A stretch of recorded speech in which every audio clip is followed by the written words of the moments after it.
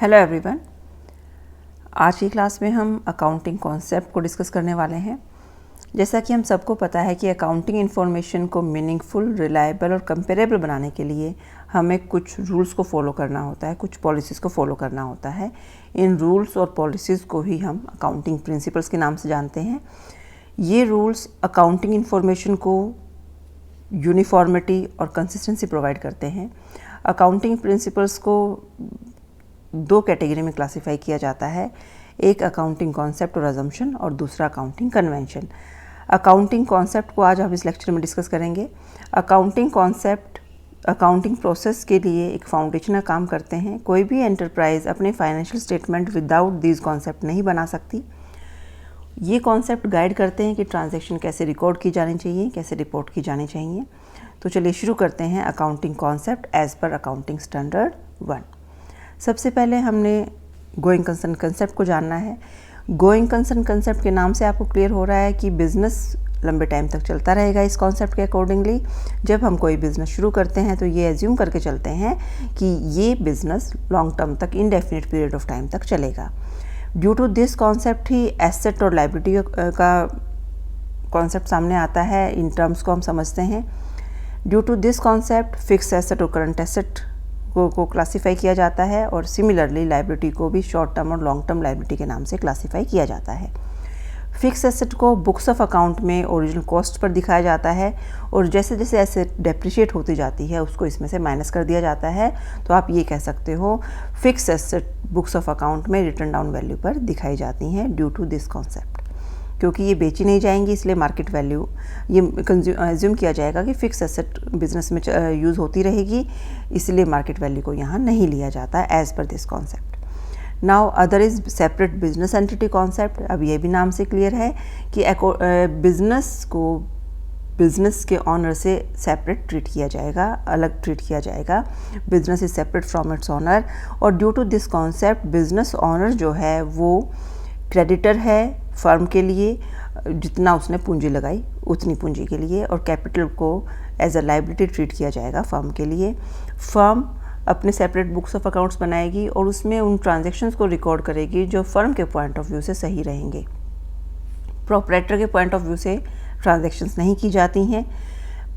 Firm honour से अलग है, इसीलिए जो इंटरेस्ट ऑन कैपिटल है, जो कैपिटल को लायबिलिटी ट्रीट करना है, बिजनेस ऑनर को क्रेडिटर ट्रीट करना है, और जो बिजनेस ऑनर को पूंजी पर ब्याज दिया जा रहा है बिजनेस द्वारा तो वो एक खर्चा माना जाता है, इसीलिए एज एन एक्सपेंस से ट्रीट करते हैं। और जो मालिक, जो बिज़नेस का ऑनर है, पर्सनल यूज़ के लिए कुछ पैसा या सामान बिजनेस से निकालता है उसे ड्राइंग्स ट्रीट किया जाएगा। तो ध्यान दीजिएगा, कैपिटल का term, capital as a liability, interest on capital as a expense और ड्राइंग्स, ये जो टर्म यूज़ होती हैं बिजनेस में due to this concept use होती हैं। क्लियर है आई थिंक। जो मैंने हाईलाइट किया हुआ है उनको बहुत ध्यान से आपको देखना है, कॉम्पिटिटिव एग्जाम में ये पूछे जा सकते हैं। Now third concept is cost concept और you can say historical cost concept. अब अकॉर्डिंग टू दिस कॉन्सेप्ट जो एसेट और लायबिलिटी हैं वो फर्म में की बैलेंस शीट में रिकॉर्ड की जाएंगी उन कीमतों पर जिसमें वो एक्वायर की गई हैं, जिस प्राइस पर वो एक्वायर की गई हैं, जिस प्राइस पर कोई एसेट परचेज़ की गई है उस कॉस्ट प्राइस को ही बैलेंस शीट में एसेट की अमाउंट में दिखाया जाएगा। यहाँ पर एक चीज़ और ध्यान देने की बात है कि गुडविल को कंपनी की बुक्स ऑफ अकाउंट्स में दिखाया जाएगा केवल तब जब हमने उसे ख़रीदा है और उसके लिए कुछ पेमेंट की है। तो यहाँ पर हाईलाइटेड मैंने किया हुआ है, इसको ध्यान दीजिएगा। ड्यू टू दिस कॉन्सेप्ट ही ये चीज़ें हैं।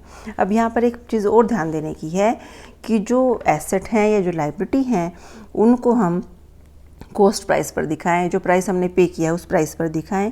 क्यों? क्योंकि देखिए जस्टिफिकेशन भी दिया गया है इसका, क्योंकि एक्चुअल में तो बिज़नेस लंबे टाइम तक चलेगा और ये एज्यूम करके चला जाएगा कि हमें ज़रूरत नहीं है करंट वैल्यूज़ की या लिक्विडेशन वैल्यूज़ की इन एसेट्स के लिए और लायबिलिटीज़ के लिए। दूसरा, मार्केट वैल्यू और करंट वैल्यू को डिटरमाइन करना डिफ़िकल्ट हो जाता है वैल्यूएशन के पर्पज़ से, क्योंकि सभी एक्सपर्ट के अलग अलग वैल्यूएशन मेथड्स हो सकते हैं। टाइम टू टाइम पे मार्केट वैल्यू एसेट की चेंज होती रहती हैं और डिफ़िकल्ट हो जाता है उस मार्केट वैल्यू को ट्रैक में अप डाउन को ट्रैक करना। तो according to this concept asset को उनकी ओरिजिनल कॉस्ट पर, या यू कैन से जो कॉस्ट प्राइस पे की गई है उस पर दिखाया जाए। गुडविल को केवल तभी हम शो करें जब हमने वो खरीदी है, उसके लिए कुछ पे किया है, right. Next is dual aspect concept और डबल एंट्री सिस्टम। अब ये कॉन्सेप्ट बहुत इंपॉर्टेंट, हालांकि सभी इंपॉर्टेंट है। यहाँ पर आपको सामने नज़र आ रहा है, इसमें हम दो तरह से इसको समझ सकते हैं। इसमें ये कहा जाता है कि हर बिजनेस ट्रांजैक्शन कम से कम दो अकाउंट को इफ़ेक्ट करती है। एक अकाउंट डेबिट हो रहा होता है तो दूसरा क्रेडिट हो रहा होता है। या हम ये कहें कि हर every business transactions involve two fold aspect. One is yielding the benefit, एक अकाउंट बेनिफिट ले रहा है तो दूसरा बेनिफिट दे रहा है। ड्यू टू दिस कॉन्सेप्ट आप यहाँ समझे कि एक ट्रांजैक्शन से कम दो जगह इफ़ेक्ट ज़रूर होंगे। एक तरफ एसेट, हम इसको कह सकते हैं, या तो एक एसेट और लाइबिलिटी में होंगे, एक तरफ एसेट इफेक्ट हो रही है तो दूसरी तरफ लाइबिलिटी, या केवल एसेट में दो जगह हो रहे होंगे या लाइबिलिटी में दो जगह हो रहे होंगे।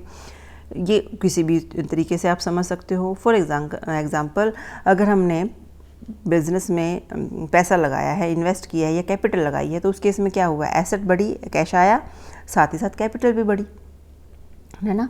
तो ये डुअल आस्पेक्ट कॉन्सेप्ट या डबल एंट्री सिस्टम या अकाउंटिंग कॉन्सेप्ट भी से इक्वेशन भी डबल इक्वेशन जो सिस्टम हम कह सकते हैं। ये इक्वेशन सामने आपके हैं, total asset is equal to total liability, ये मान के चल लीजिए। या टोटल एसेट को हम ये भी कह लें, लाइबिलिटी को दो हिस्सों में बांटा जाता है, ओनर्स इक्विटी प्लस लाइबिलिटी। मालिक ने जो पैसा लगाया वो इंटरनल लाइबिलिटी है कैपिटल के नाम से, और जो बाहर से हमने पैसा लगाया दैट इज़ आउटसाइडर्स लाइबिलिटी।